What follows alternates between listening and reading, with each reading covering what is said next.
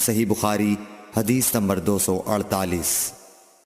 نبی کریم صلی اللہ علیہ وسلم جب غسل فرماتے تو آپ پہلے اپنے دونوں ہاتھ دھوتے، پھر اسی طرح وضو کرتے جیسا نماز کے لیے آپ وضو کیا کرتے تھے۔ پھر پانی میں اپنی انگلیاں داخل فرماتے اور ان سے بالوں کی جڑوں کا خلال کرتے، پھر اپنے ہاتھوں سے 3 چلو سر پر ڈالتے، پھر تمام بدن پر پانی بہا لیتے۔ صحیح بخاری حدیث نمبر 249۔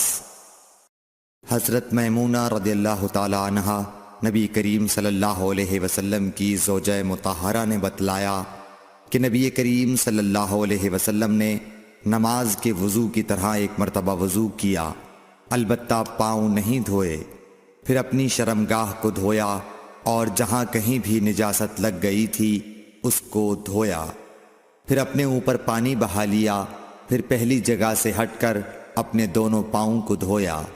آپ کا غسل جنابت اسی طرح ہوا کرتا تھا۔